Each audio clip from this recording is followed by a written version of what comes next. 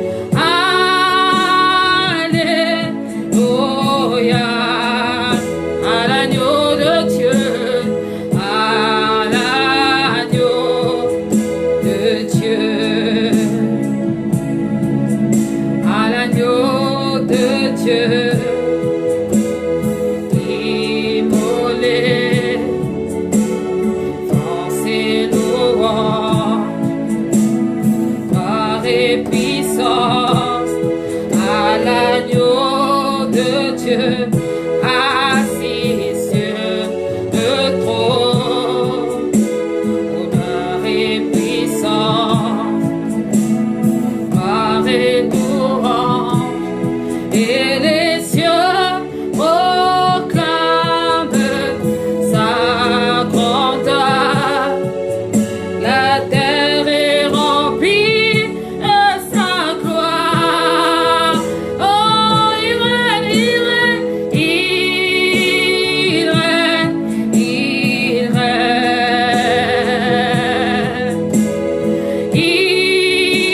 Il règne, il règne, à jamais il règne, il règne, il règne. Jésus est Seigneur. Saint, Saint, Saint, Saint. Saint, Saint, Saint, Saint. Seigneur, tu es saint, tu es saint. Saint, Saint, Saint, Saint. Saint est le Seigneur. Saint est le Seigneur. Saint est le Seigneur. Oui, il est saint, saint est le Seigneur. Il est saint, le Seigneur. Oh, il est saint, il est saint. Alléluia, il est saint. Saint est le Seigneur. Il est saint. Oui, il est le Seigneur. Alléluia, saint est le Seigneur. Jésus, tu es saint. Yahweh, tu es saint. Adonai, tu es saint. Tu es saint. Oui, tu es saint. Oh Seigneur, tu es saint. Oh le Seigneur. Alléluia, Jésus est Seigneur, Jésus est saint. Partage à quelqu'un et commente en même temps. Déclare, il faut qu'on aille encore plus loin. Nous sommes au nombre de 24, on doit aller plus loin encore. Saint est le Seigneur. Alléluia. Merci Jésus parce que tu es saint. Merci Seigneur parce que tu nous révèles ta sainteté. Tu nous révèles au Dieu de gloire ta sainteté. Alléluia. Saint, Saint, Saint est le Seigneur. Oh, Saint, Saint, Saint est le Seigneur. Saint, Saint, Saint, Saint, Saint est le Seigneur. Saint, Saint est le Seigneur. Saint, Saint.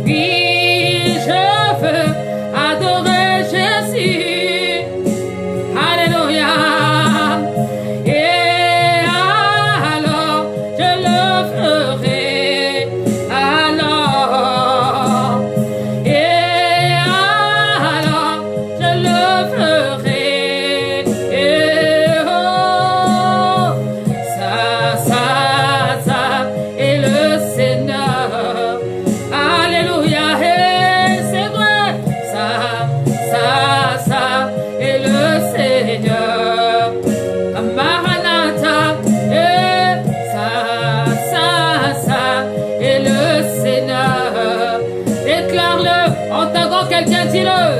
Ça est le Seigneur. Oh, oh, oh. Oui, je veux célébrer Jésus. C'est le moment. Yes. Oui, je veux célébrer Jésus. C'est le moment. Et alors, je le ferai. C'est vrai. Et alors, je le ferai. Alléluia. Ça est le Seigneur. Oh, oh, oh, yeah. Ça est le Seigneur. Alléluia, Maranatha, Jésus. Ça est le Seigneur. Alléluia, c'est vrai. Ça, le Seigneur. Yeah. Oh, tu es ça, mon papa, tu es ça. Oh, tu es ça, Adonai, tu es ça. Jésus, éternel, tu es ça, mon roi, tu es ça. C'est vrai, éternel, tu es ça. Oh, et alors, je te ferai. Oh, et alors, je te ferai mon sauveur. Moi, je déclarerai alors, je te ferai. Aïe, aïe, aïe, Jésus. Et alors, je te ferai. Tu es ça, tu es ça, tu es ça, tu es ça, tu es ça, tu es ça, tu es ça. Oh, papa, dans ma soif de toi, mon sauveur, mon âme a soif de toi. Et mon Jésus, tu es tout pour moi. Et mon sauveur, mon âme a soif de toi. Visite-nous, Seigneur. Oh, mon âme a soif de toi. Embrasse-nous, Seigneur, mon Jésus. Mon âme a soif de toi. Seigneur, je t'aime, je t'aime, je t'aime, je t'aime, oh oui, je t'aime, je t'aime, je t'aime.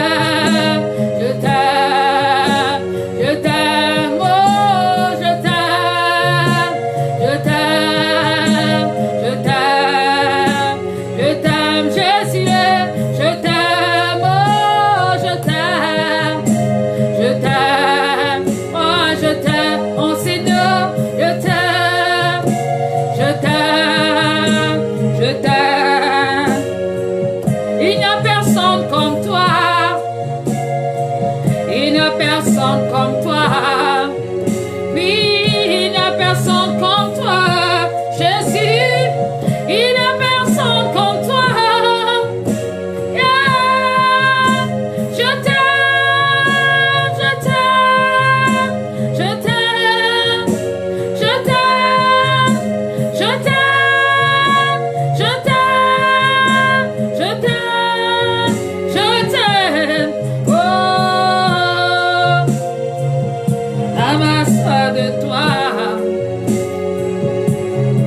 Jamais j'irai. Oh, je m'attends à toi. Toi qui pourvois. Ah, je m'attends à toi. Yahvé ici. Tu es ma bannière. Oh, Yahvé ici. Tu es ma protection. Oh, Yahvé ici. Tu restes mon bouclier. Et moi, je t'aime, je t'aime, je t'aime, je t'aime Adonai, je t'aime, je t'aime, mon Dieu, je t'aime, mon Dieu, je t'aime, oui, mon papa, je t'aime, mon serveur, je t'aime, oh, mon Seigneur, je t'aime, yeah, je t'aime,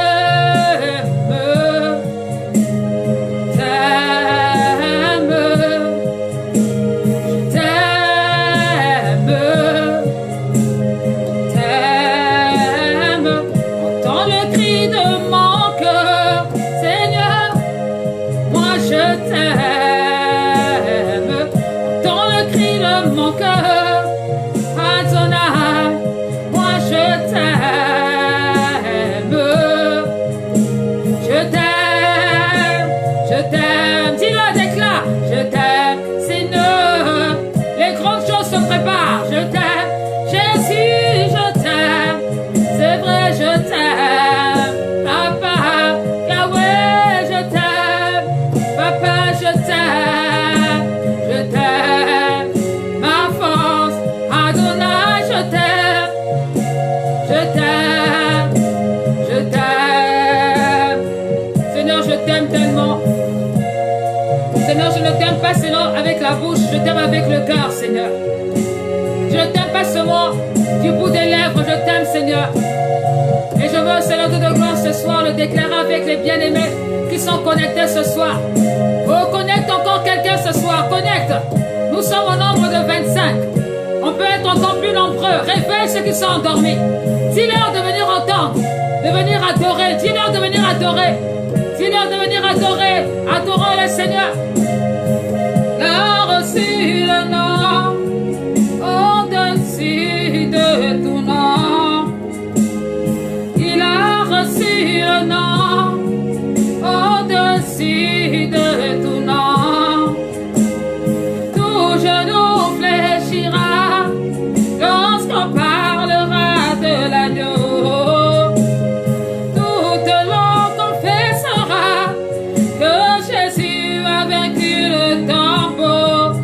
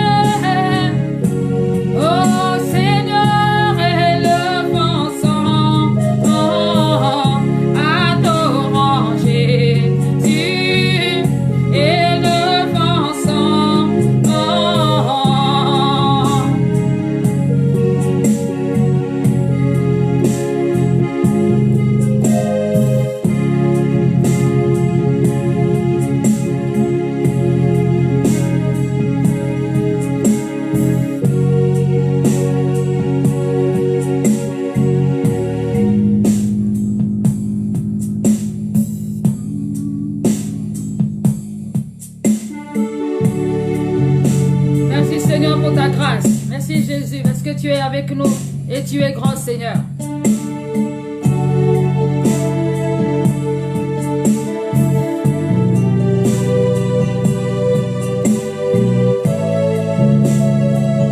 On va déclarer qu'il est bon. Oh, Dieu est bon, alléluia. Dieu est bon, alléluia. Dieu est bon, alléluia. Dieu est bon, alléluia. Oh, Dieu est bon, alléluia. Dieu est bon. Oh, Dieu est bon. Oh, Dieu est bon. Il m'a sauvé de tout péché. Dieu est bon, alléluia. Dieu est bon. Et il m'a aimé. Il m'a choisi, alléluia. Oh, il est bon, alléluia. Dieu est bon. Il m'a restauré. Oui, il m'a relevé. Yahweh, il est bon. Oh, Dieu est bon. C'est lui qui m'a sauvé de tout péché. Oh, Dieu est bon, alléluia. Dieu est bon. Disons, Dieu est bon. Et Papa Yahweh est bon. Mon Dieu est bon. Dieu est bon. Ah, Yahweh, tu es bon. Éternel, tu es bon. Alléluia. Tu es bon. Jésus, tu es bon. Tu m'as aimé. Tu m'as sauvé. Adonai, tu es bon. Oh, tu es bon. Yahweh, tu m'as sauvé. Yahweh, tu m'as relevé. Yahweh, tu es bon. Oh, tu es bon. Éternel, tu es bon. Alléluia. Tu es bon. Jésus, tu es bon. Oh, Papa, tu es bon. Tu m'as aimé. Tu m'as secouru. Yahweh, tu es bon. Tu es bon. Yahweh, tu m'as aimé. Yahweh, tu m'as sauvé de tout péché. Tu m'as pardonné. Tu es bon. Je reconnais que tu es bon. Je reconnais que tu es bon. Oh, tu es bon. Alléluia, tu es bon, Seigneur. Oh, Seigneur, ma vie est à toi, mon Dieu, mon roi.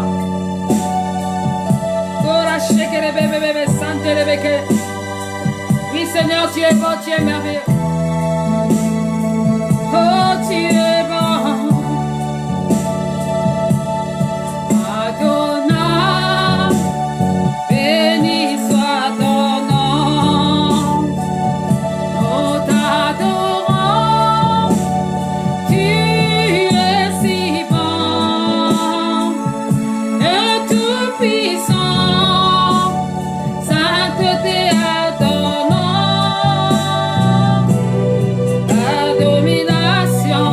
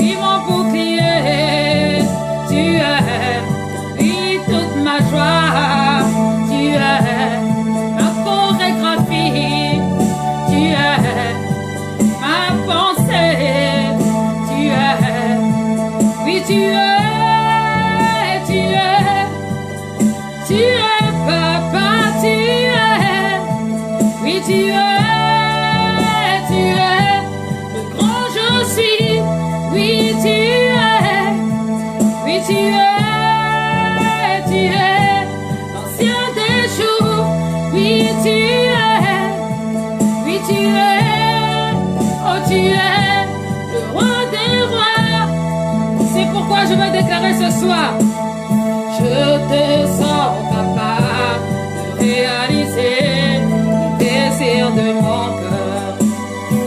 Je te sens capable de réaliser les désirs de mon cœur. Je te sens capable de réaliser les désirs de mon cœur. Je te sens capable de réaliser les pensées. Je te sens capable de réaliser les désirs de mon cœur. Je te sens capable de réaliser la joie de mon cœur.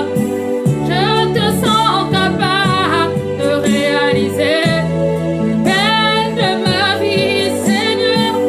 Je te sens capable de réaliser les désirs de mon cœur.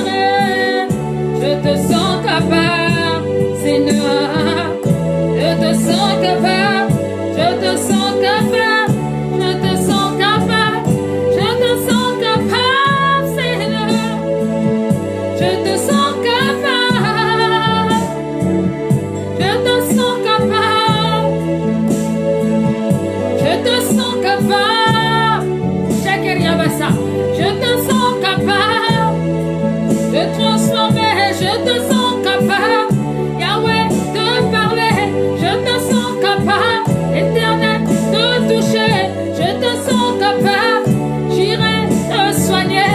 Je te sens capable, Yahweh, je te sens capable. Seigneur, garde nos cœurs. Seigneur, garde nos cœurs. Il y a des tempêtes qui passeront. Il y a des tempêtes qui passeront. Mais garde la foi en Jésus. Car il est capable de changer. Il est capable de changer les temps et les circonstances. Je te sens capable, Seigneur, mon roi. Je te sens capable, Seigneur, Jésus, de transformer son cœur. Je te sens capable. Je te sens capable. Je te sens capable. Je te sens capable. Eh, je te sens capable. Je te sens capable. Je te sens capable. Ne te minimise pas. Il est là, il est présent. Ne te minimise pas. Il est présent et te conduit par sa main droite triomphante. Oh, je le sens capable de manifester sa grandeur. Je te sens capable.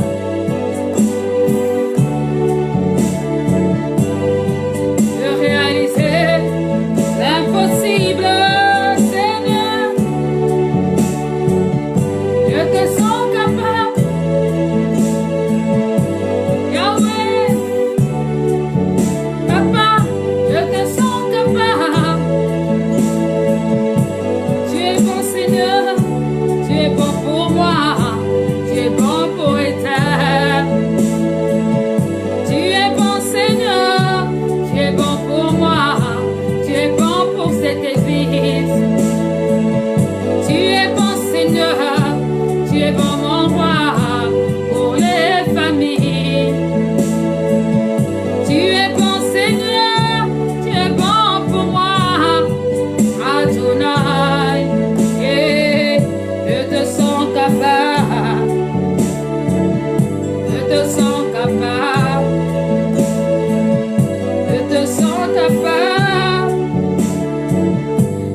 sens capable.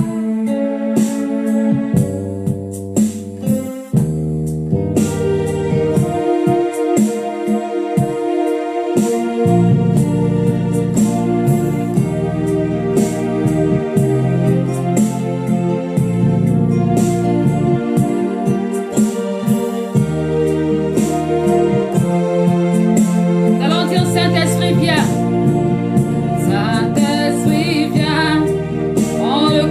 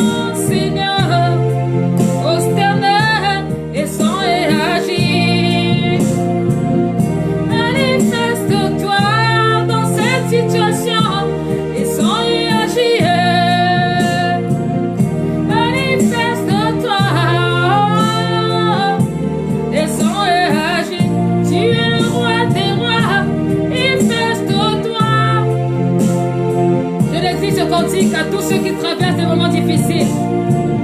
Tous ceux qui ont l'impression que c'est impossible, que les choses sont trop difficiles. Ça peut être des problèmes de famille, ça peut être des problèmes de travail, ça peut être dans le confinement, ça peut être dans des situations qui perdurent depuis des années. Nous implorons la grâce de Dieu ce soir. Nous implorons la puissance de Dieu. Nous ne voulons pas prier vainement, mais nous voulons prier. Nous voulons prier de façon ciblée et dire au Seigneur d'agir. Que le Seigneur agisse dans les familles. Dans les familles, Seigneur. Et manifeste-toi. Mon roi, descends et agis. Dans la maladie, manifeste-toi. Peut-être que ton mariage a été retardé. Le Seigneur va se manifester. Quel que soit le projet qui a été retardé, reçois-le. Oh, il va se manifester. Car il est fidèle, il n'a pas changé. Oh oui, il va se manifester. Manifeste-toi, Jéhovah Shammah, descends et agis. Oh, manifeste-toi, Seigneur, descends et agis. Comme tu agis, Seigneur, au temps d'Esther, tu as agi en faveur du peuple d'Israël. Tu as agi en faveur de ce peuple qui était condamné, qui avait reçu l'accusation, de la part de Haman qui était jaloux. Oh Seigneur, Esther t'a imploré, Mardochée t'a imploré, et tu t'es levé et tu as glorifié ton nom. Seigneur, tu as manifesté ta puissance. Alléluia.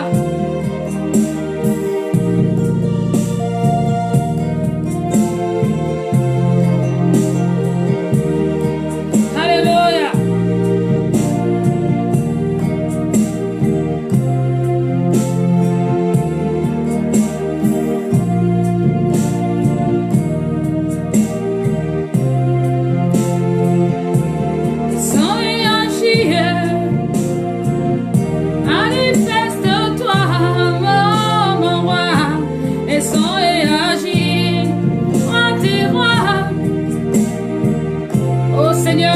Parce qu'il y a des personnes qui vont recevoir le pardon. Il y a des personnes qui vont recevoir des coups de fil inattendus. Parce que tu te lèves, parce que tu es fidèle, tu es le Dieu de la justice, le Dieu qui justifie, Seigneur. Tu es grand, tu es puissant, tu es merveilleux, Jésus. Seigneur, tu te lèves comme tu t'es levé pour Josaphat. Tu te lèves, Seigneur. À toi soit l'honneur, à toi soit la gloire. À toi soit l'honneur pour les siècles des siècles. Nous te levons, nous te bénissons, Seigneur. Oh Seigneur, agis. Agis selon ton plan et selon ta volonté. Toi, le Dieu qui est illimité. Oh oui, mon roi, descends et agis. Descends et agis. Oh Seigneur, descends et agis. Descends et agis. Roi des rois, descends et agis. Descends et agis. Père éternel, descends et agis. Que les blocages tombent, que les malédictions tombent, que tout cela soit renversé, que les œuvres de sorcellerie soient détruites durant ce confinement. Oh, que le Saint-Esprit se révèle puissamment, que cela réveille des mémoires et que la gloire de Dieu se manifeste. Seigneur, descends et agis. Alléluia. Merci Seigneur. Que ton nom soit élevé, que ton nom soit glorifié. Toi qui es fidèle et toi qui es bon. Nous te bénissons, nous t'élevons, Seigneur. À toi la gloire, à toi la puissance, à toi la majesté, Seigneur. Au nom de Jésus-Christ. Alléluia, le soleil de justice. Le soleil de justice. Mon cœur choisit de dire que tu es le roi des rois. Mon cœur me pousse à dire que tu es Seigneur de la vie.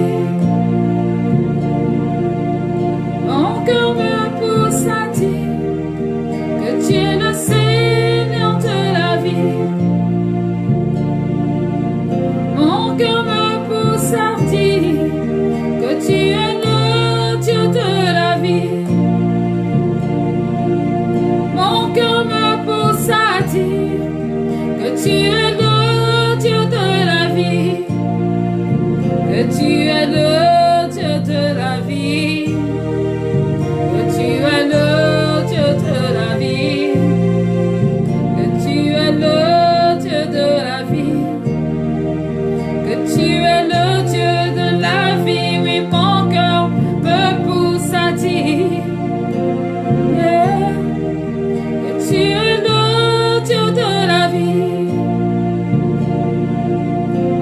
mon cœur me pousse à dire, tu es le Dieu de la vie,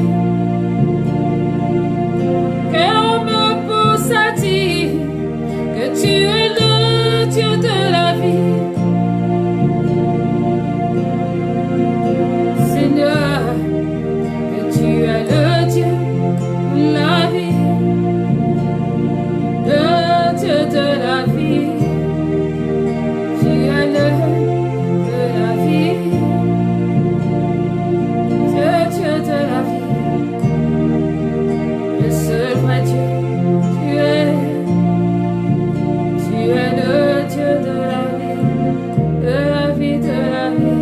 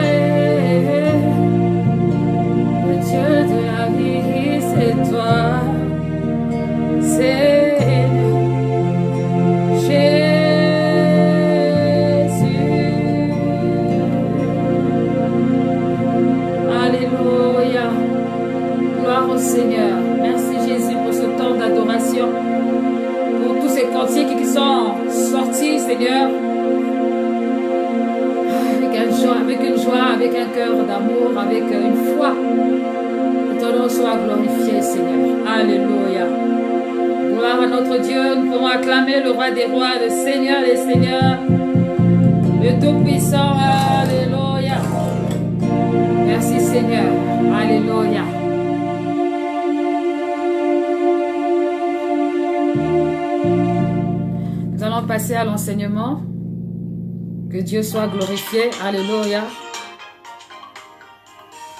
Nous allons passer à l'enseignement, que Dieu soit béni.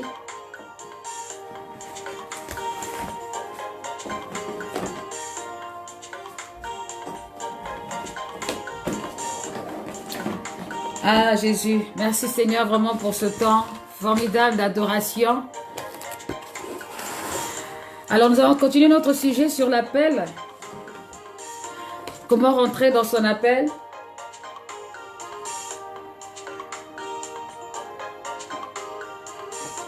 Et ce soir, je voudrais rappeler quelque chose qui a été fait à l'église sur le fond de Rocher, dont tout le monde se souvient certainement. Alors je vais vous montrer une feuille vaguement, mais bon, je ne sais pas si vous allez voir de quoi il s'agit, vite fait. Voilà. Vous n'avez pas tout à fait bien vu, mais bon, celle qui a écrit, elle a reconnu. Je bénis le Seigneur vraiment pour ce temps d'adoration, nous avons passé ensemble. J'ai vraiment vu la main de Dieu et vraiment, il y a des personnes qui vont recevoir des coups de fil inattendus. Parce qu'il y a des pardons qui doivent arriver. Et voilà, je bénis le Seigneur pour sa présence et sa puissance, pour son Saint-Esprit. Et je recevais aussi, par la grâce de Dieu, pendant qu'on priait, qu'on adorait, que Il y a des choses qui vont se faire, des choses extraordinaires dans les vies de tout chacun. Je ne sais pas, mais des personnes qui cherchent du travail, qui à la sortie de ce confinement trouveront du travail parce que Dieu prépare des belles choses vraiment pour l'église. Dieu prépare des merveilleuses choses. Et je veux dire à quelqu'un de Christ Renfort le Rocher que il y aura beaucoup de travail. Hein, donc tu ne vas pas chômer. Donc prépare-toi, sois connecté, repose-toi bien parce que quand on va reprendre, ce sera encore une autre partie de l'accélération parce que nous avons commencé avec l'accélération. Nous allons continuer avec l'accélération puisque le Seigneur est dans son accélération. Et je témoignais tout à l'heure à une sœur que quand le Seigneur me parlait d'accélération pour le 2020, je voyais beaucoup de choses positives, mais aussi des choses négatives. Et c'est vrai que je voyais beaucoup de morts, mais j'arrivais pas à expliquer. En fait, je voyais beaucoup de personnes qui n'arrivaient pas à atteindre 2021. Je ne savais pas pourquoi. Et vraiment, mais ça me faisait plus peur. Donc, je n'ai pas trop parlé. Mais en fait, quand je vois le coronavirus, là, j'ai compris que, il faut s'accrocher et puis il faut vraiment être au taquet parce que, écoutez, c'est l'accélération, hein. Tout type d'accélération, Dieu fait comme il veut. Et bénissons Dieu, nous qui sommes encore en vie, alléluia, vraiment merci Seigneur. Et on va travailler avec accélération. J'ai envie de dire à quelqu'un, j'ai besoin de personnes qui ont soif. Est-ce que tu as soif? J'ai besoin de personnes, de brebis, des personnes qui ont soif. Une personne qui a soif, soif de la parole, soif d'aimer, de comprendre la parole. J'ai besoin de ça. J'ai besoin de... Alléluia. Alléluia. J'ai besoin de personnes qui... connectées, divinement connectées, qui veut vraiment voir la puissance, la main de Dieu. J'ai besoin de fou et de folle de Jésus, d'accélération divine. Et bien sûr, on prépare tout ça dans la prière parce que sans la prière, on ne pourra pas être efficace. Donc tout ça, c'est en prière, mais vraiment, toi qui es connecté ce soir, prépare-toi parce que l'accélération arrive. Il faudra être endurant. Déjà, faut oublier, il n'y a pas les vacances d'été. Personne ne voyage pour aller au pôle Nord parce que de toute façon, on ne peut pas aller quelque part. On doit rester ici. Donc si on reste ici, qu'est-ce qu'on va faire? On va adorer Dieu. Amen, amen. Donc moi aussi, pour l'instant, la mission, elle est encore entre parenthèses. Je ne peux pas aller quelque part. Donc, on va se regarder, nous allons nous regarder et ça va accélérer. Alléluia. Gloire à Dieu. En plus, Valentin a dit qu'il est là. Je te reçois au nom de Jésus. Amen, amen, amen. Vraiment, maman Agnès a soif. Laure Marot a soif. La soif là, elle est bonne. J'aime la soif comme ça. Elsa va même a soif. On va boire. Vous allez boire. Ceux qui ont soif, vraiment, je veux voir la vraie soif là. Ça va se démontrer. Ça va se révéler. Mais bon, je vois déjà qu'il y a des gens qui ont soif parce que les niveaux ont changé. Les niveaux, même la qualité comment on appelle ça, la qualité des commentaires, vraiment, commentaires de dimanche m'a fermé la bouche, je savais plus quoi dire, j'étais dépassée par les commentaires de dimanche. Gloire à Dieu pour cela. Gloire à Dieu vraiment. Ceux qui ont soif, je vous ai dit que celui qui a soif vienne et qu'il puisse boire l'eau de la vie. Et l'eau de la vie, c'est la parole. Alors nous allons pouvoir étudier la parole, nous allons affectionner la parole pour la mettre en pratique et pour mieux nous défendre dans les jours à venir, dans toutes les situations possibles, au nom de Jésus. Alors, le papier que je vais vous montrer tout à l'heure, il s'agit du papier de là où j'avais noté les personnes qui avaient dit avoir un certain appel. Alors, aujourd'hui, on va voir une partie des dons. Aujourd'hui, on va voir l'enseignant. Et ici, sur ma feuille, il est écrit qu'il y a trois frères intéressants qui s'étaient déclarés avoir le don d'enseigner. Alors, gloire à Dieu.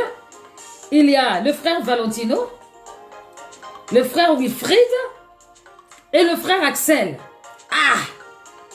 Mais merci Seigneur. Je bénis le Seigneur pour ça. Parce qu'ils ont le don d'enseigner.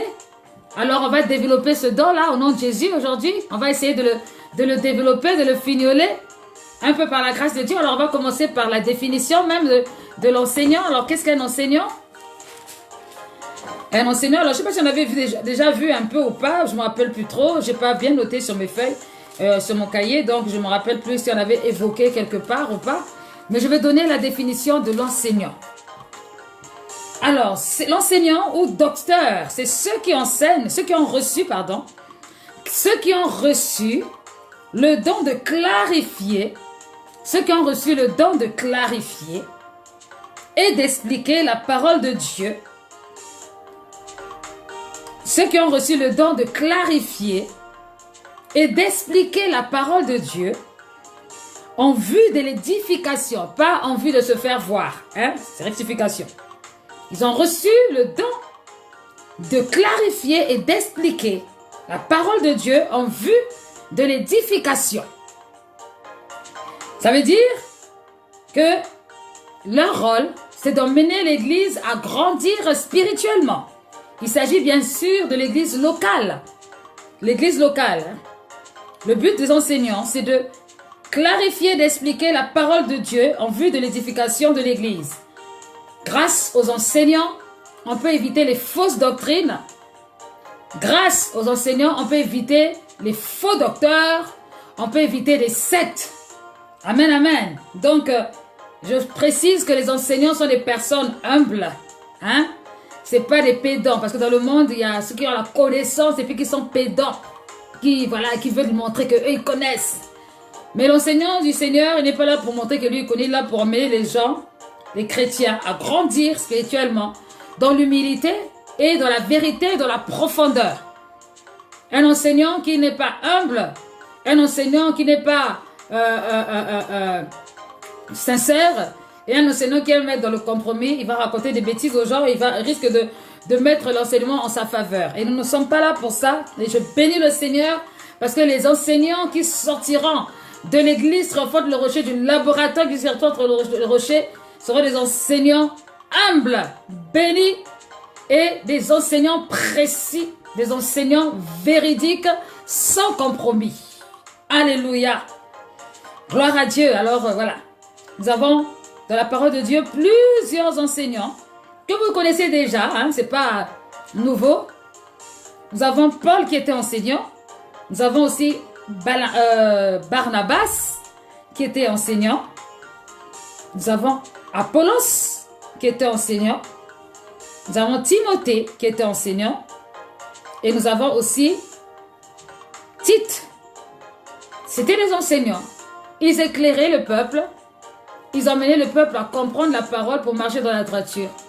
Alors parfois, il y a des personnes, il y a certains frères, certaines sœurs qui se disent avoir le don pastoral. Mais en fait, quand je les vois plus dans la dimension d'enseignant plus que pasteur. Parce qu'il y a une différence entre un pasteur et un enseignant.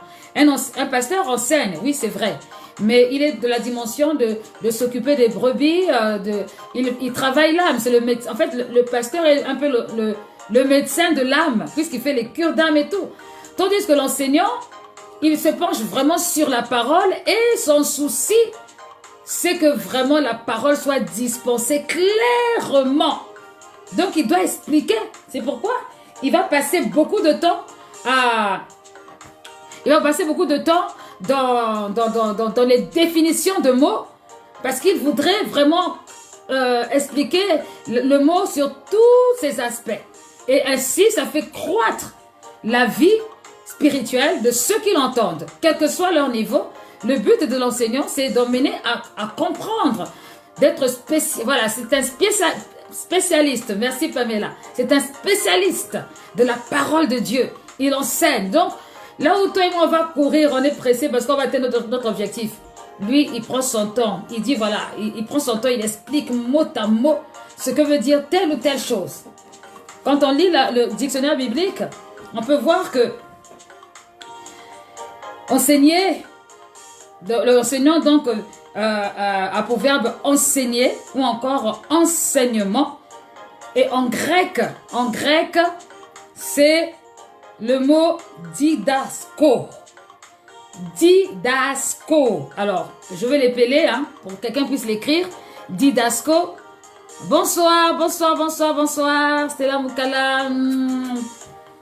Sois béni, au nom de Jésus. Sois béni depuis le Congo. Alors, donc, Didasko, D-I-D-A-S-K-O, avec le tréma, le chapeau. Mais pas le tréma, avec le chapeau, le circonflexe. Accent circonflexe. Didasko, qui veut dire enseigner. Nous avons aussi didascalia. Didascalia, c'est des jolis mots, dis donc. Didascalia, qui veut dire ce qui est enseigné. Didascalia, que personne ne donne à son enfant le nom didascalia, parce que, surtout mes frères congolais, il y a des noms vraiment parfois didascalia. Non, non, non. C'est juste pour... ça va aller. Didascalia, qui veut dire ce qui est enseigné. Ça veut dire aussi celui qui est en train de dispenser l'enseignement. Didascalia, ce qui est enseigné. Nous avons aussi le mot didaché. Didaché.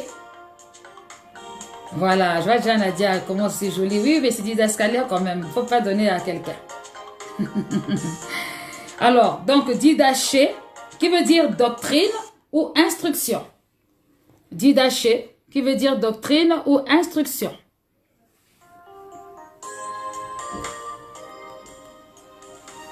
Qui veut dire doctrine ou instruction. Alors, l'enseignement occupe une place de première importance dans le Nouveau Testament. C'est le verbe enseigner qui est utilisé pour caractériser le plus souvent les prédications de Jésus. Le verbe enseigner, vous voyez, Jésus, c'était un enseignant. Jésus avait tous les ministères remplis à lui tout seul. Hein. C'était quand même Dieu, donc forcément. Et donc, il avait, en fait, les prédications de Jésus étaient qualifiées d'enseignement. Parce qu'il explique, et surtout quand c'était avec les disciples, les apôtres, il devait prendre le temps de leur expliquer ce qu'était le royaume des cieux. Si vous lisez le livre de Matthieu, pardon, vous allez voir que il parle tout le temps du royaume des cieux. Le royaume des cieux semblable là, le royaume des cieux semblable là, le royaume des cieux comme ça. Parce que il voulait transmettre aux enfants de Dieu vraiment la dimension du royaume. Et donc, Jésus vraiment passait son temps à enseigner à ses disciples, à enseigner. Ses prédications, c'était plus souvent les enseignements. Et il enseignait ses disciples, il a enseigné ses disciples pour que ses disciples soient efficaces avant qu'ils aillent dans le ciel, avant qu'ils remontent au ciel. Et lorsqu'on lit la parole de Dieu, on voit que il y a deux formes d'enseignants, deux formes Alors, enseigner, excusez-moi. Deux formes d'enseignement, pardon, je voulais dire. Il y a deux formes d'enseignement. Et donc, quand Jésus parlait, il avait l'habitude de parler soit au peuple, tout le monde, donc c'était une marque d'enseignement, soit il parlait à ses disciples particulièrement parce qu'il les préparait au ministère, au service. Et c'est comme ça aussi dans l'église. Ce n'est pas tous les enseignements qu'on donne à tout le monde. Il y a des enseignements qui concernent une catégorie de personnes. Ce n'est pas méchant, c'est normal. C'est par rapport au projet de Dieu dans leur vie. Et puis il y a des enseignements qui sont donnés aussi à une catégorie d'autres personnes. Celui qui vient à l'église le dimanche tous les jours, vraiment, lui qui considère que l'affermissement, ça ne l'intéresse pas, normalement, lui, je pense qu'il ne faut pas trop rentrer dans des racines de mots parce que ça va le perdre. Mais celui qui vient au cours d'affermissement, qui est intéressé par la nature des mots, celui-là, quand on lui donne la racine des mots, il est content et il va creuser encore davantage pour trouver vraiment les réponses à ces questions. Donc, Jésus était pareil, il enseignait les incroyants pour en faire des disciples. Il enseignait les incroyants pour faire des disciples. Et il enseignait aussi ceux qui avaient déjà accepté, donc ses disciples, pour en faire des vrais disciples, donc des personnes efficaces, juste après la résurrection. Donc Jésus travaillait ainsi. Donc l'enseignement occupe une place importante dans l'église. Elle occupait aussi une place très importante dans l'église primitive. Ce n'était pas, la Bible dit même que quand on lit dans Acte 2, on va le lire, Acte 2 verset 42, que faisait l'église? Que faisait l'église? Acte 2 à partir du verset 42, c'est très important. D'ailleurs, c'est pour cette raison qu'il faut comprendre à quoi sert l'église, la dimension de l'église. Parce qu'il y a des personnes qui pensent qu'ils peuvent évoluer tout seuls et on continue à vivre tout seul. Non, c'est pas possible. Ma bien-aimée, mon bien-aimé, si tu vis tout seul, tu vis ta vie chrétienne tout seul, à la fin tu seras déprimé.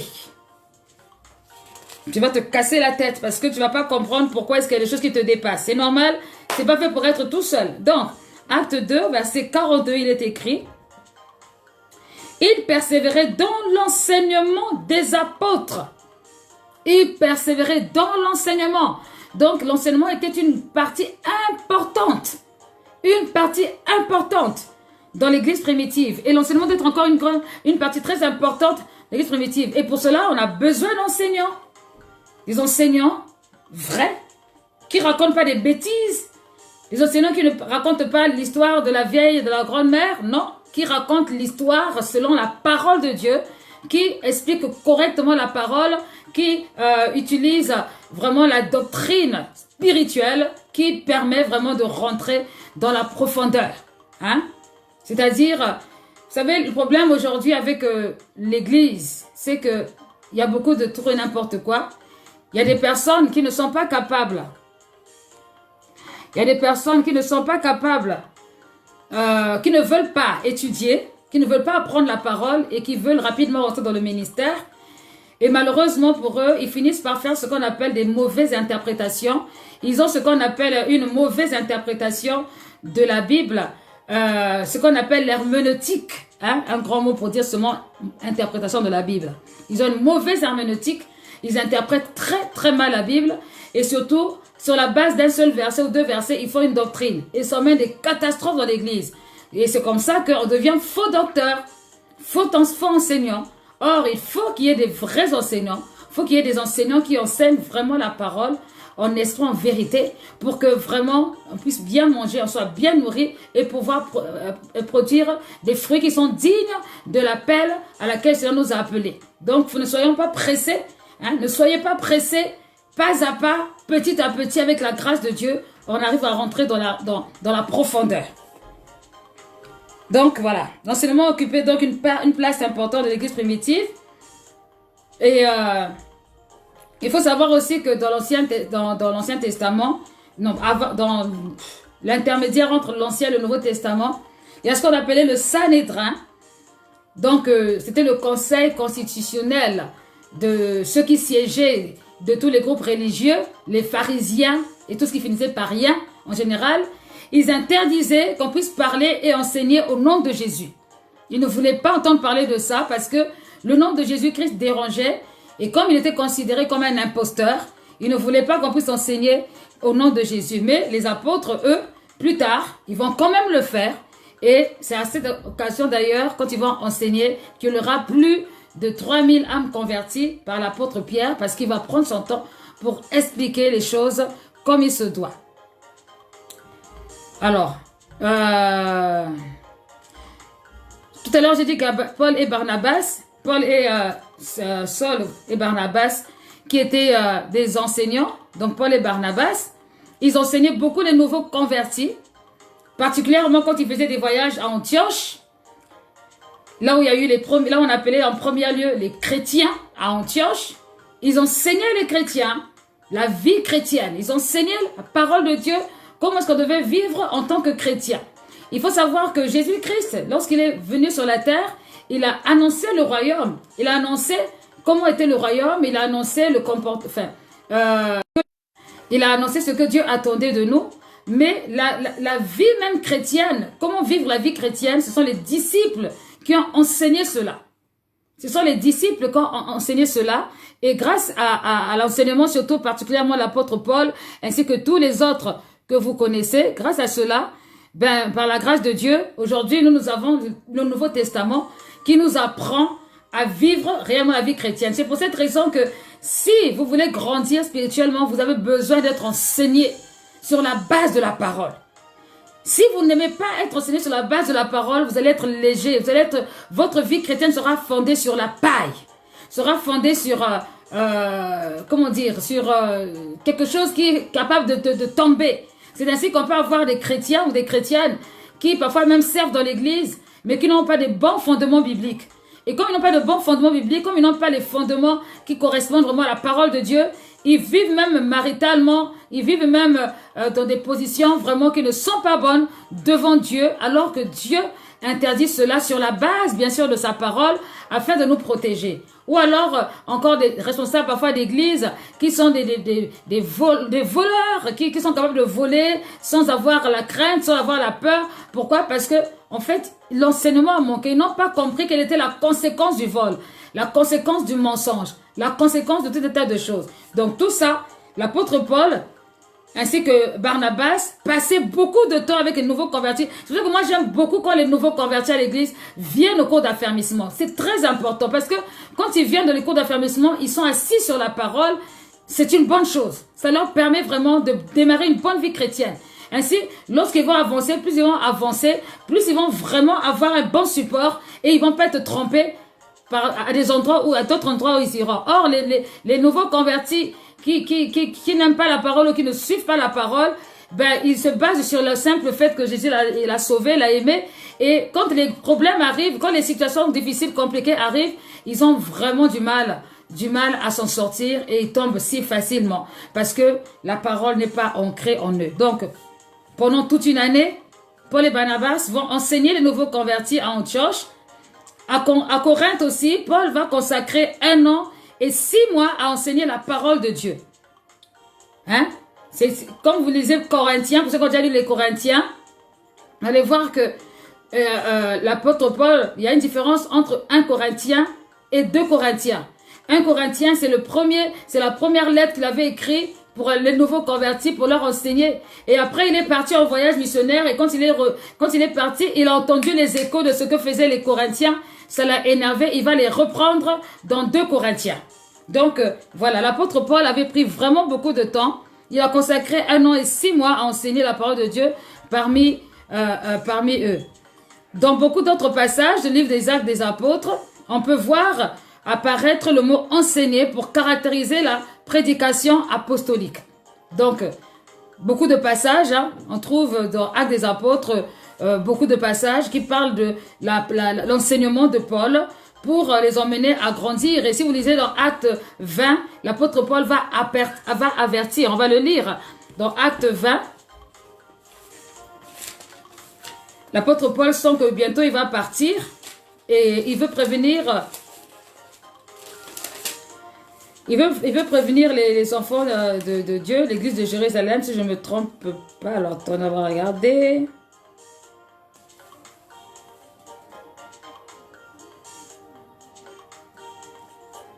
Alors.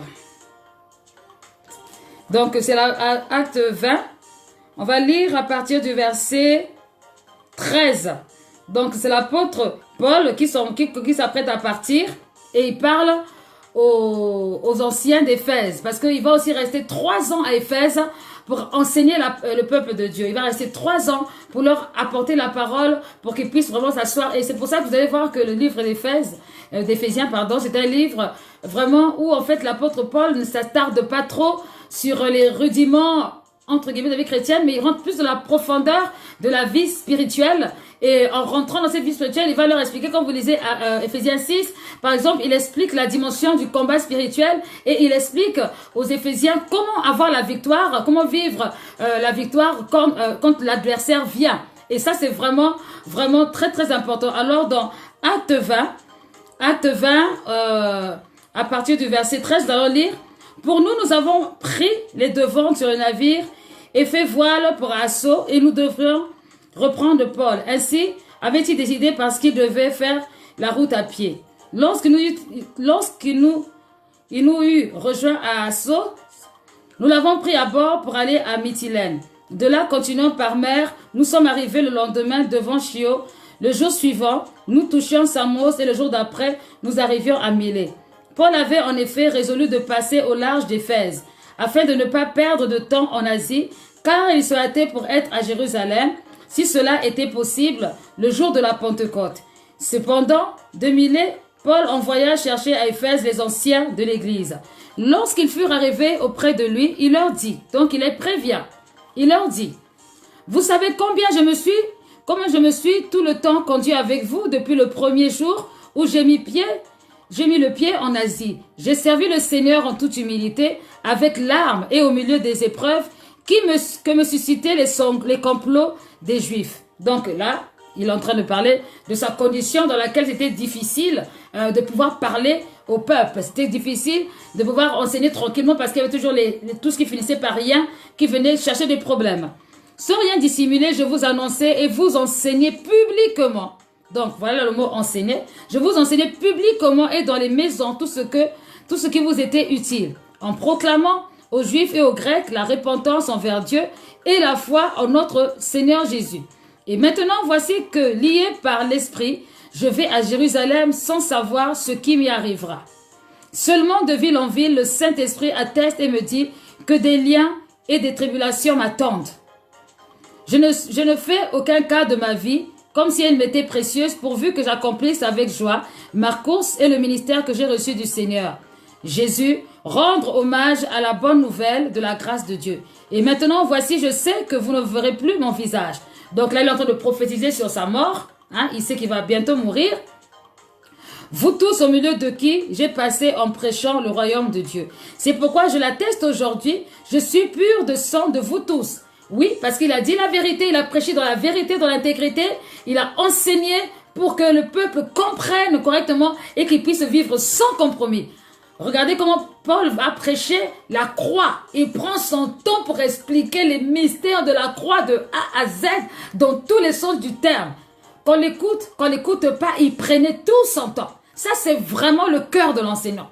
L'enseignant, vraiment, il n'a que faire de ce que les gens peuvent penser ou pas. Lui, ce qui l'intéresse, c'est que le royaume des cieux puisse être peuplé, mais de la bonne manière.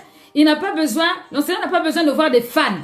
C'est pas des fans de Jésus qui cherchent. Ce sont des personnes qui ont accepté Jésus-Christ, qui marchent comme Jésus voudrait qu'ils puissent marcher. L'enseignant, son rôle, c'est ça, c'est qu'il veille. C'est pourquoi il veut clarifier. Il veut emmener à la lumière ce qui peut sembler obscur, qui peut sembler un peu, dans le brouillard. Car sans rien dissimuler, je vous ai annoncé tout le dessein de Dieu. Prenez donc garde à vous-même et à tout le troupeau au sein duquel le Saint-Esprit vous a établi évêque. Donc, il parlait à des anciens, il parlait à des pasteurs, pour faire paître l'église de Dieu, qu'il s'est acquise par son propre sang. Ça, c'est ce que souvent les serviteurs de Dieu oublient.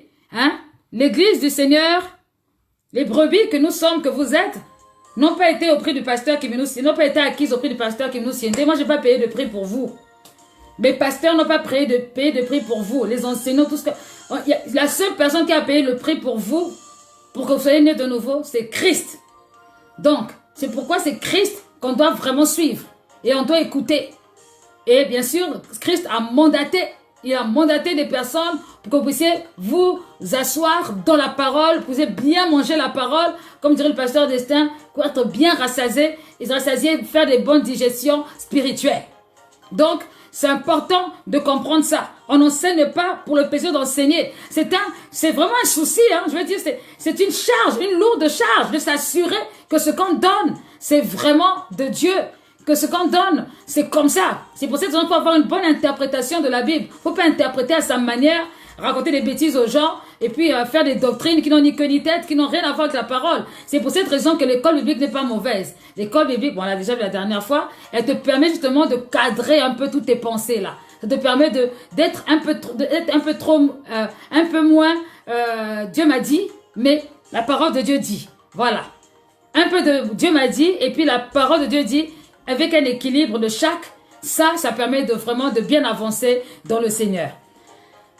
Alors, l'apôtre Paul continue, je suis au verset 28, prenez donc garde à vous-même et à tout le troupeau au sein duquel le Saint-Esprit a établi évêque pour paître l'église de Dieu, qui s'est acquise par son propre sang.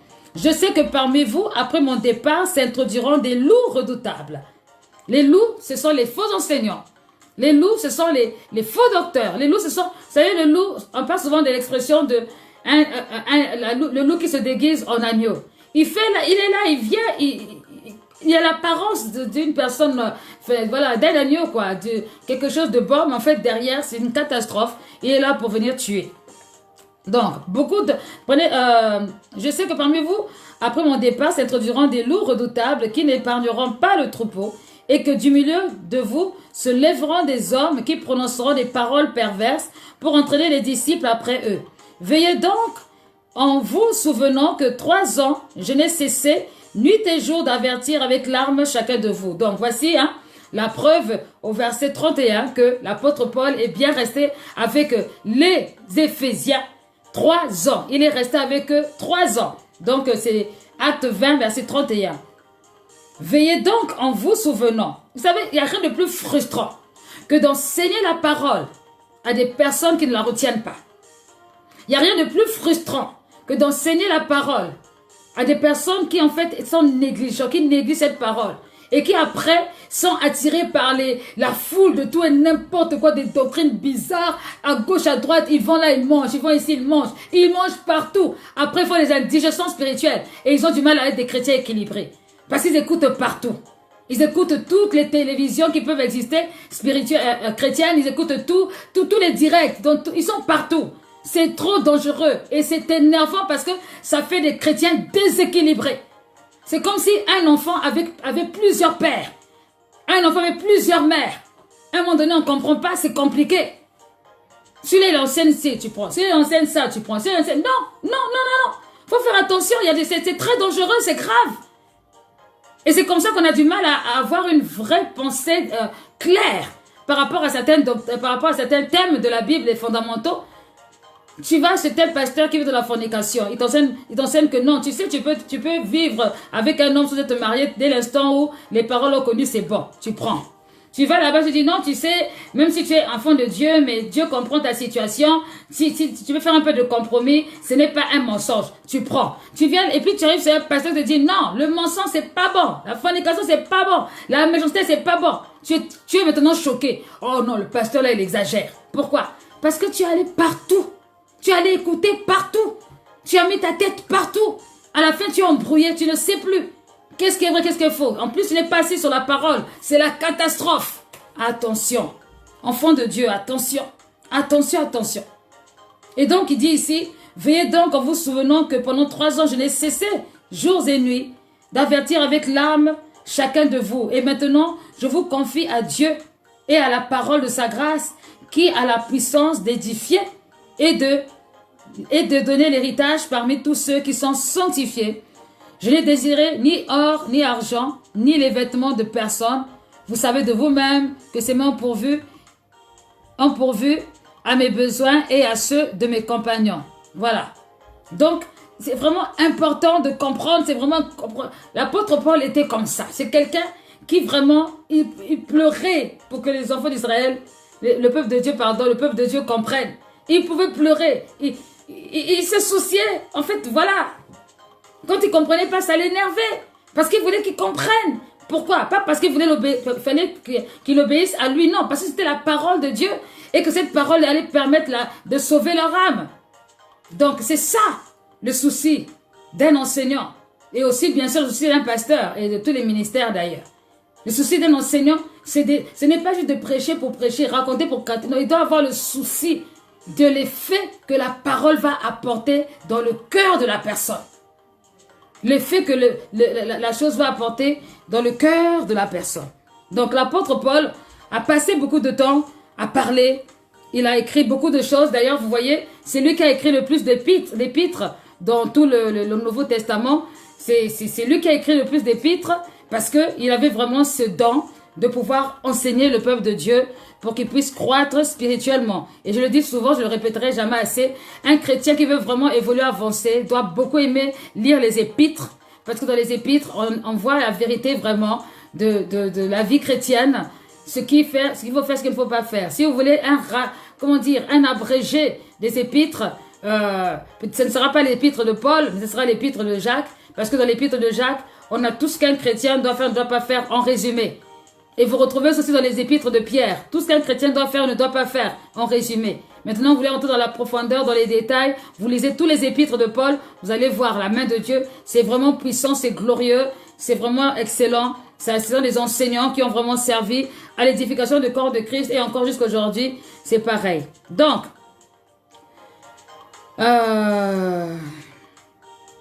Paul présente l'enseignement comme un élément important de la vie chrétienne. Il avait vraiment ce charisme, il avait vraiment cette faculté d'enseigner. Et ce don donc d'enseigner consiste à présenter la vérité de manière suffisamment simple pour que ceux qui sont enseignés l'assimilent, qu'ils ne la compliquent pas. Donc, il ne faut pas compliquer, il faut que ça soit simple. Il ne faut pas que ça soit compliqué, il faut que ça soit mangeable. Voilà. Ça doit être mangeable et digérable. Pas besoin de... Vous voyez, moi j'ai lu seulement 3 mots grecs. Je n'ai pas multiplié les mots grecs. Il n'y a pas besoin de ça. C'est bien. Et de toute façon, vous allez, même demain après, vous allez même oublier les mots grecs en question. Le plus important, ce sont les cours, je vais dire les phrases, l'enseignement qui est donné, qu'il faudra vraiment retenir. Donc voilà, le rôle de l'enseignant aussi, c'est surtout de s'attarder à ce que ces phrases-là puissent porter des fruits, ces enseignements puissent porter des fruits. Donc, le don consiste à présenter la vérité de manière suffisamment simple pour que les enseignés puissent l'assimiler. Faire simple pour ce qui peut être compliqué ne sert. Il faut que l'enseignement soit à la portée de tous. Cela implique d'abord une assimilation personnelle de la vérité qu'on enseigne. Donc, si moi je vous enseigne quelque chose, je vais d'abord commencer par la comprendre moi-même.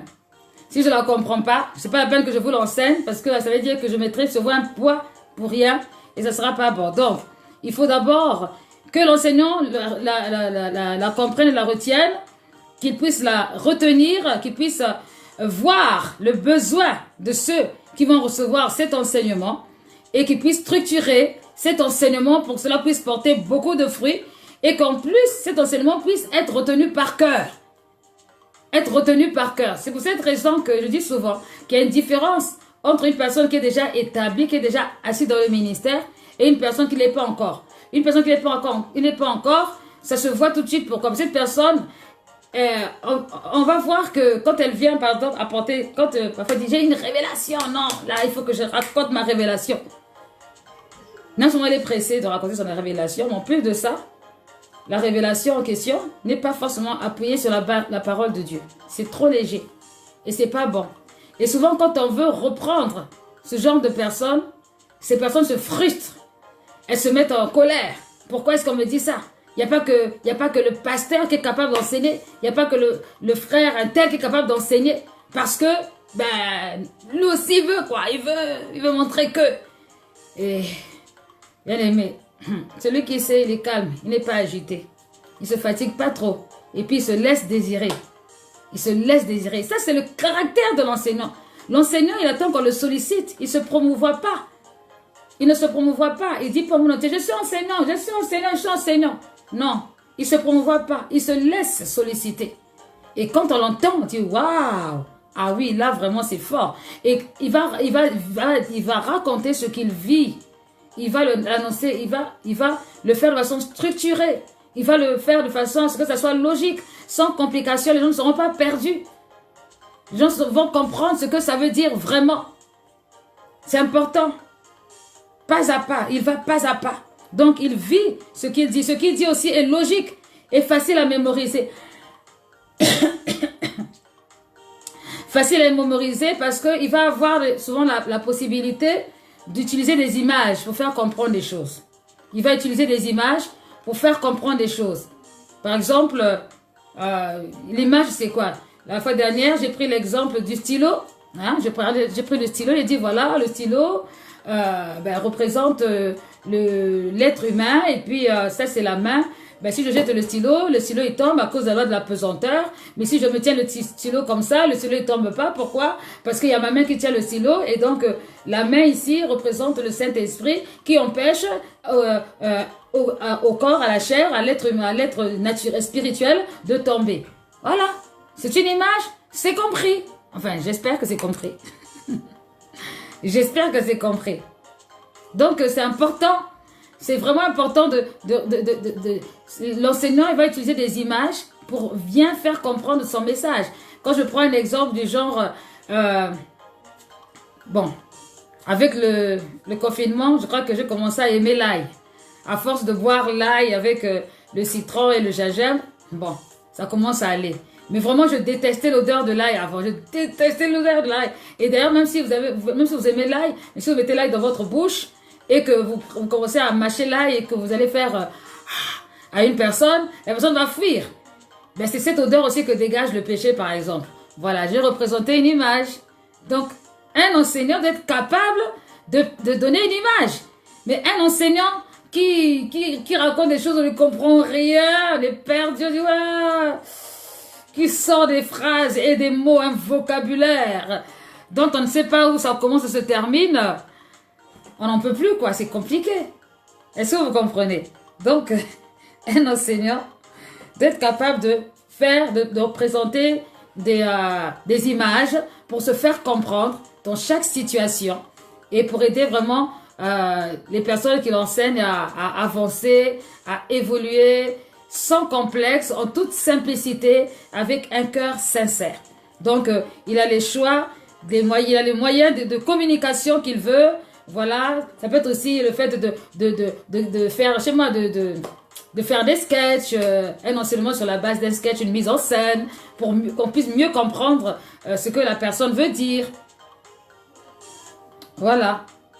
Alors, donc, l'enseignant doit être, il doit être quelqu'un qui connaît, quelqu'un qui sait, qui est qualifié, c'est pourquoi on ne peut pas donner à n'importe qui d'enseigner, hein. Il faut que ce soit une personne qualifiée spirituellement, qualifiée au niveau de la parole aussi. C'est pas qualifié spirituellement et puis c'est tout. Oh maman, c'est pas grave, le Saint-Esprit va m'aider.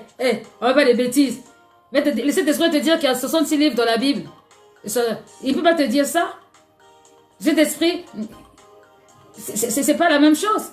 Il faut rentrer dans la révélation. Il faut étudier. Il faut aimer les études. Donc, il ne faut pas venir inventer des choses. Ouais, j'ai l'impression que, en fait, je vais vous raconter une histoire, mais je ne suis pas sûre. Non. Comme les chrétiens de Béris, allez vérifier chaque fois si la parole qui est annoncée là, c'est une vraie parole ou pas. Quand c'est faux, il faut dire non, là c'est faux, là c'est pas bon. Ça ne correspond pas. Donc, l'enseignant doit être capable d'enseigner parce qu'il a appris, il a retenu. Et il faut distinguer donc la définition de la doctrine, la définition, pardon. Il faut distinguer la définition de l'enseignement qui est donné par rapport à ce qu'on peut voir tous les jours. Donc, par rapport à ce que je suis en train de dire, j'espère que vous comprenez vraiment qu'est-ce qu'un enseignant et quelles sont les qualités d'un enseignant. Voilà, ça c'était le but de mon enseignement ce soir. C'est que connaître c'est quoi un enseignant et quelles sont les qualités d'un enseignant. J'espère que quand je vais poser la question, vous allez être capable de me répondre rapidement, sans passer à gauche, à droite. Clairement. Amen, amen. Et donc, c'est grâce à des ministères d'enseignants, même dans les temps contemporains, 16e siècle, 15e siècle, qu'on a pu avoir même le réveil, la réforme au niveau de la parole. Parce qu'à un moment donné, l'Église catholique s'était appropriée la Bible et racontait des bêtises. Raconter des bêtises, et ça s'est perpétué de génération en génération. Les Luthériens, quand ils sont venus, ils ont pris la parole de Dieu, ils ont commencé à époussiérer, voir, regarder comme il faut, comment c'était écrit. Et ils se sont rendus compte qu'il y avait des choses que les catholiques faisaient là, c'était pas très très vrai. Et ils se sont rebellés contre ça, ils l'ont annoncé. Et malheureusement, comme l'Église était mélangée à la politique, ils ont été rejetés et persécutés. C'est même sur cette base-là que nombreux de réformateurs sont partis aux États-Unis parce que ceux qui venaient contredire les dogmes catholiques étaient très très mal vus. Et du coup, c'était obligé que soit ils s'enfuient, qu'ils s'exilent, soit ils pouvaient même être tués. Mais c'est parce que ces gens-là ont eu un certain don d'enseignement et cet enseignement a apporté le réveil. Le réveil, d'où la naissance de l'Église protestante dans les années 1600 au temps de Luther, au temps de Calvin aussi également. Alors,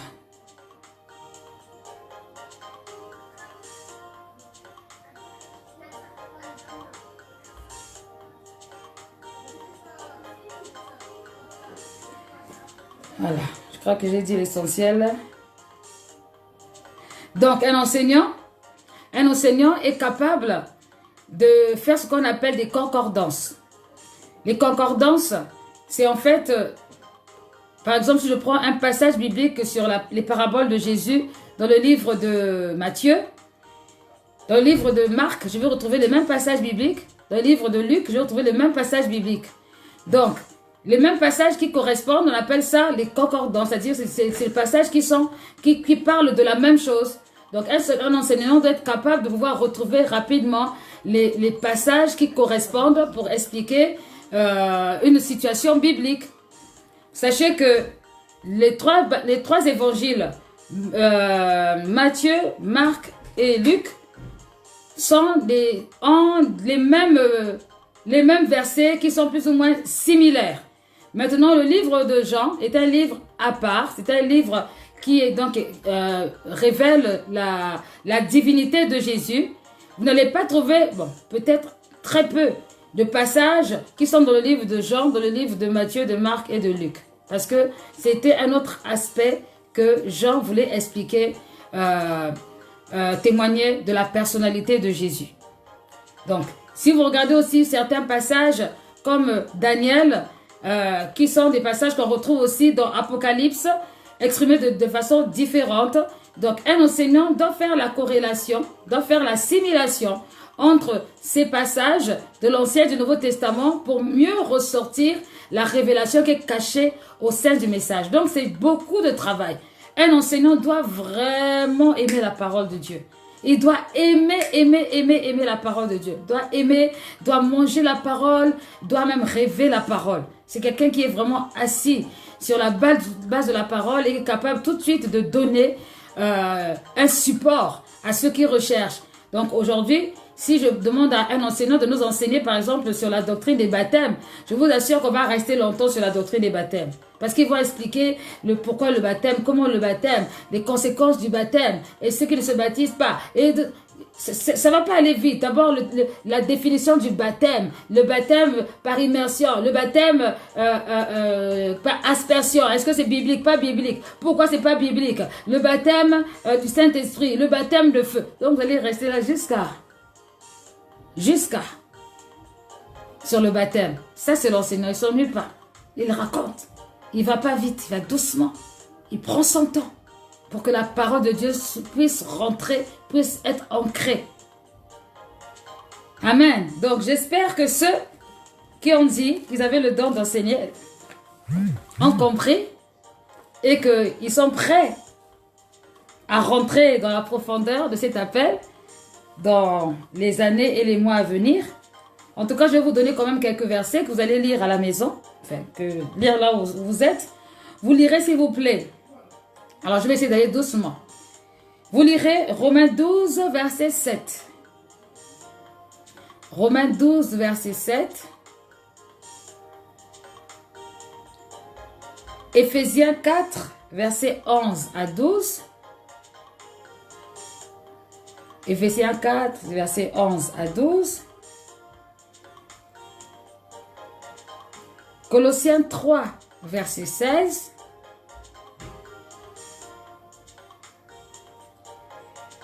1 Timothée 3, verset 2. Je reprends celui d'avant, Colossiens 3, verset 16. 1 Timothée 3, verset 2. 1 Timothée 5, verset 17.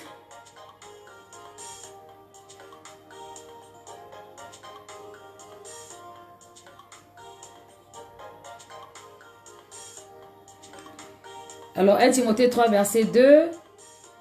1 Timothée 5, verset... 1 Timothée 3. Non, 1 Timothée 5, verset 17. Je vérifie ça. Attendez 2 secondes.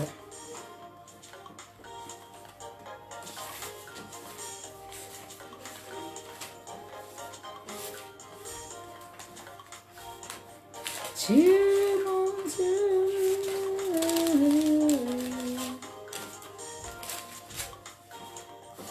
Mon Dieu.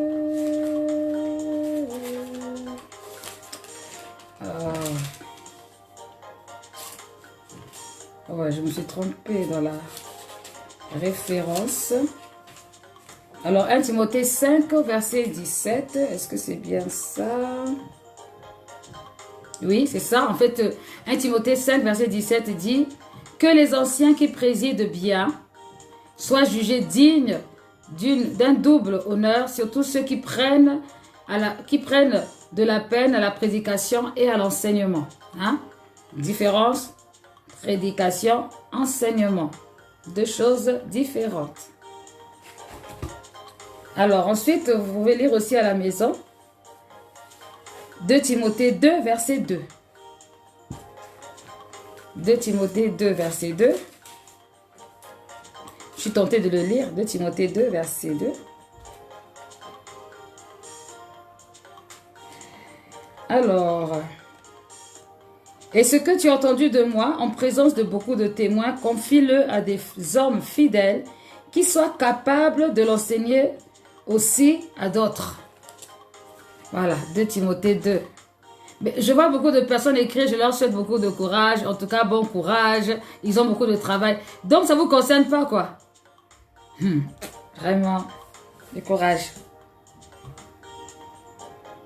Donc 2 Timothée 2, verset 2 et 2 Timothée 2, verset 24.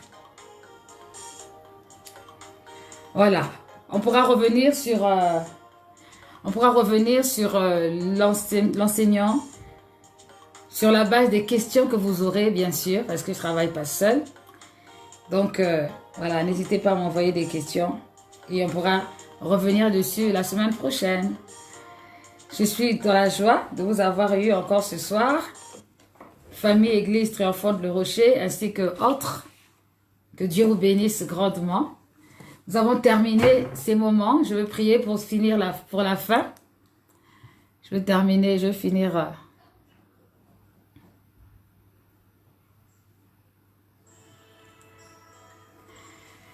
Oh Dieu de gloire, Dieu Tout-Puissant, nous te bénissons, mon Dieu, mon roi. Merci pour ta grâce. Merci Seigneur, parce que tu nous emmènes de gloire en gloire. Tu nous emmènes dans l'élévation pour ta présence, Seigneur Jésus-Christ. Alléluia. Merci Seigneur pour tout ce que tu es, Père. Prends toute la place, Seigneur, ce soir, au nom de Jésus-Christ. Alléluia. Seigneur, que ton règne vienne et que ta volonté s'accomplisse.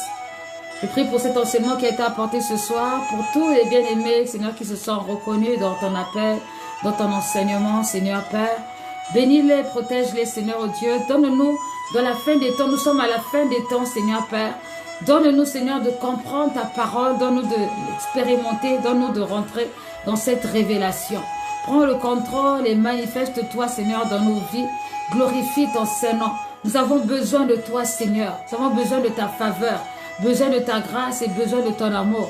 Seigneur, prends toute la place et agis, que nous puissions, Seigneur Dieu, voir des ministères se lever, des ministères se mettre en place pour la seule gloire de ton nom, Père. Merci, Seigneur, nous voulons t'offrir nos cœurs, nos vies, toutes choses entre tes mains, Seigneur, Père. Merci pour ton amour. Que ton nom soit glorifié, Seigneur. Alléluia. Saint et agréable, ce qui est de ma part, un culte raisonnable. Oui, c'est de ma part, un culte raisonnable. Une offrande d'amour.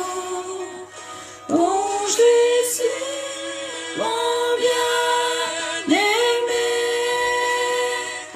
Une offrande d'amour. En esprit, en vérité. Par les compassions de l'Éternel,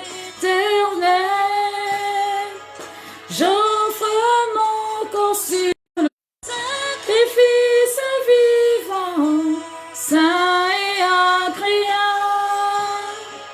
Ce qui est de ma part, un culte raisonnable. Oui, c'est de ma part, un culte raisonnable. Oh Seigneur, nous voulons t'offrir nos corps, nos cœurs, nos vies. Nous ne voulons plus perdre de temps, Seigneur. Nous voulons, Seigneur Dieu, être des sacrifices vivants.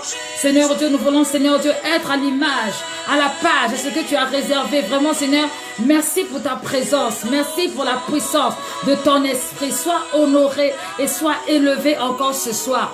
Bénis tous les bien-aimés. Glorifie ton Saint-Nom dans leur vie. Je donne à chacun de se révéler, Seigneur, de se réveiller et de manifester ta puissance et ta gloire. Merci pour ce merveilleux moment que nous avons passé ensemble. Que ton nom soit glorifié, que ton nom soit élevé, Seigneur, dans le nom de Jésus-Christ. Amen, amen, amen, amen. Bonne soirée à tout le monde. Bon appétit. Que le Seigneur vous bénisse. Gardez la paix, gardez l'amour, gardez la joie. On est ensemble pour la gloire de Dieu.